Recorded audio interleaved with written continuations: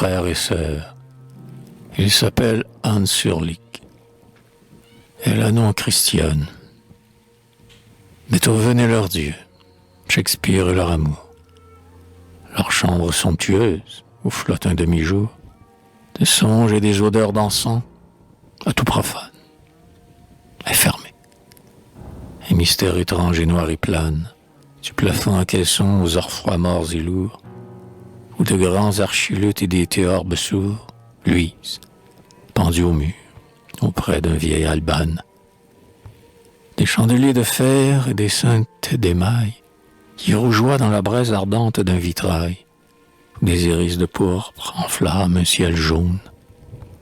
Et ce sont là les fiers et mystiques plaisirs de ces enfants de rois, mourant au pied du trône, l'un pour l'autre obsédés de monstrueux désirs.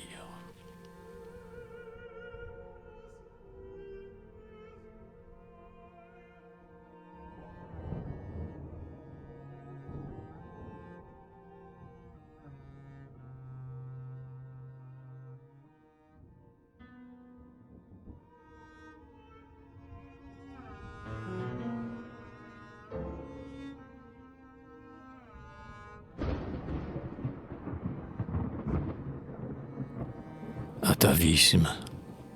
Novembre. Un soir pluvieux. Dans un bouge à Grenelle, des voyous en tricot marron, des grands blousards, garçons bouchés le jour, rôdeurs de boulevard. La nuit est là, muet et hautain, la prunelle. Brûlant entre les cils lourds et collés de phare, assis dans l'attitude étrange et solennelle des demi-dieux, surgis de la fange éternelle. Fulderovitch Ivan, petit-fils de boyard, dans un costume exquis aux nuances éteintes, un bracelet au bras et d'adorables teintes, de poudre d'ambre et d'or entre ses lourds cheveux. Il regrette Néron, subir et romantique, et ne daigne sourire avec un tic nerveux, que lorsque des voyous lui crient « Mais la pratique !»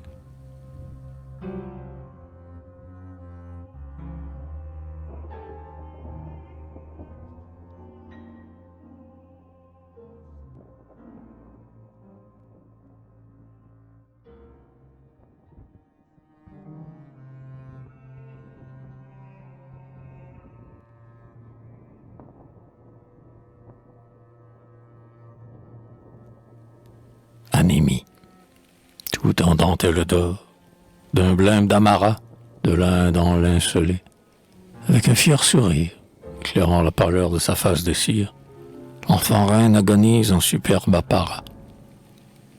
Torturé de joyaux ses frêles petits bras, étreignent sur son cœur de fillette en délire, des écrins, sa poupée, trop faible pour lire, des traités de blason traînant là sur les draps.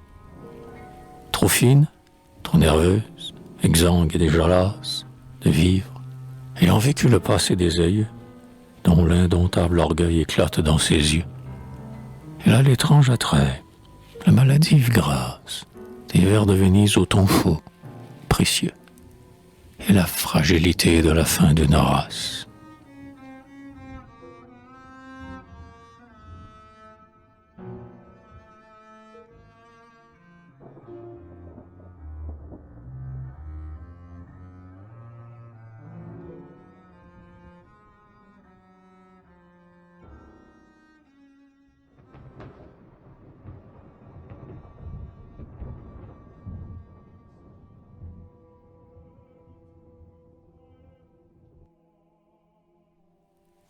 Prince héritier, Rabelais, roux et velu, des paupières meurtries, sur d'étranges yeux verts, des éclats de métal, dans la voix sourde et basse, instinctif, animal.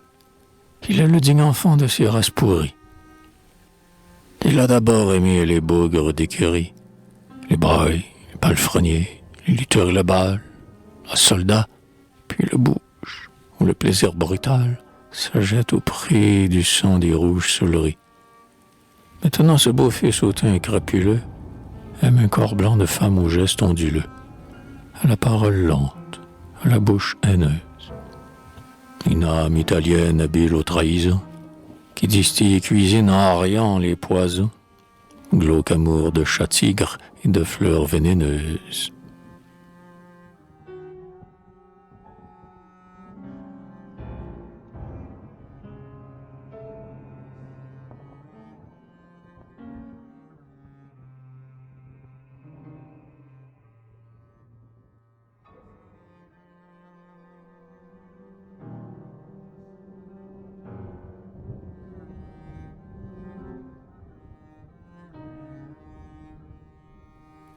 Névrose, dans la chambre au plafond vert de mer, où ton rare, ancien damas rosé, broché de vieil argent, svelte et pâle, ont Dieu et le regard méchant, il songe à des objets raffinés et barbares, trapés de gaz d'or et d'antiques cimeurs, un buste en bronze vert aux yeux d'émail changeants, garde au fond de la pièce un mutisme outrageant.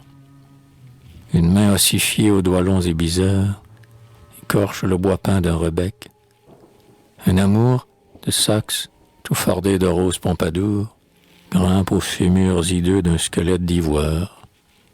Et lui, Val, esselé, dans un complet de moire, blanche, appuie au fauteuil un front brûlant et lourd, qui ne peut plus aimer et ne voudrait plus croire.